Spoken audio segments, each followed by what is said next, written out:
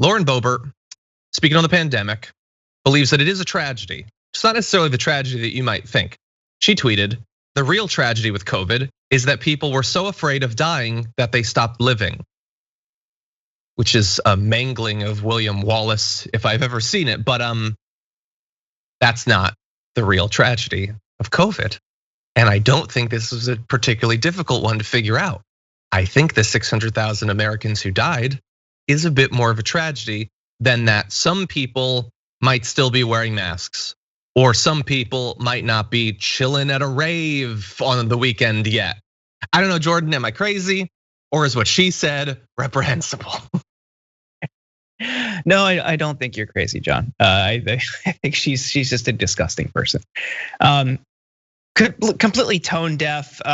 It's pandering to a broader fringe base on the right, and this is something that I think we should watch out for. And I would encourage members of the Dragon Squad and TYT's audience at large to, do your research on the primary candidates on the left, because from what I understand from people who have been, who work in DC and have been following that race closely, is she's extremely vulnerable because she's been voting against different trade and labor measures that impact her hometown, which is a union stronghold. It's a fairly left-leaning area, and she really only got elected because of her gun stuff and being a business owner and people knowing her from that. But right now, she's seen as a very vulnerable House candidate. So if people want to get involved, find the best progressive to you, donate, support their campaign, get her out of there. This is a winnable race.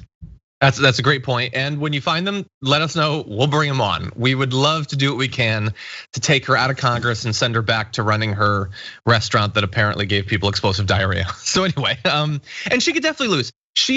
Look, when they're sending Lauren Boebert, they're not sending their best. And by best, I don't mean a good person or anything. I don't have that high of a standard. She's not even as good at this as like a Marjorie Greene.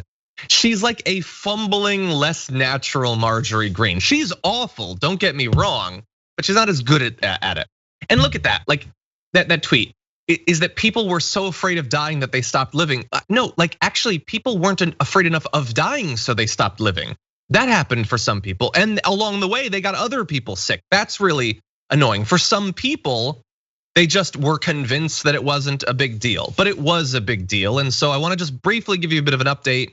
We did pass, by the way, 600,000 American dead. We got that, and it was distributed across America. Take a look at this map, breaking down at the county level how many people died. The big circles are 10,000, the smaller circles are 1,000, and you can see it all over. Like each of the little circles is 1,000 people, 1,000 families, 1,000 social groups that are never gonna be the same. That is what a little bit more than 1 year of COVID did to us. That is the real tragedy right there. And we're still experiencing it. We're still losing hundreds of people literally every single day. And we're worried about this Delta variant that's spreading, that's more transmissible. We're trying to vaccinate, but we're having trouble actually doing that because people have been poisoned against the vaccine. On the pre-show, I talked about J&J. It's done basically. People won't take it. Apparently, they're having so much trouble getting people to take it because briefly they pulled it from circulation because they were worried about the blood clots. I worry at the time that it's never gonna recover. It never recovered. It's 4% of all the vaccinations is the easiest one. One shot and you're good. People don't wanna take it now because they were convinced not to. So that's the real tragedy. I don't have any hope that Lauren Boebert is gonna learn that, but I'm going to continue to try to get through to as many people as possible. Any other thoughts, Jordan?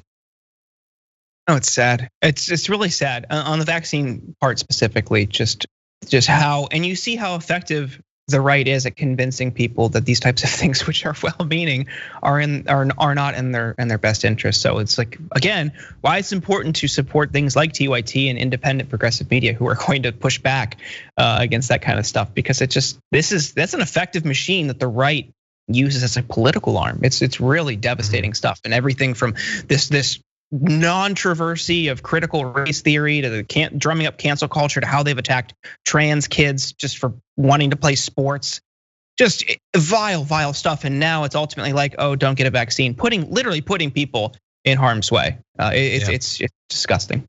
Exactly, it is.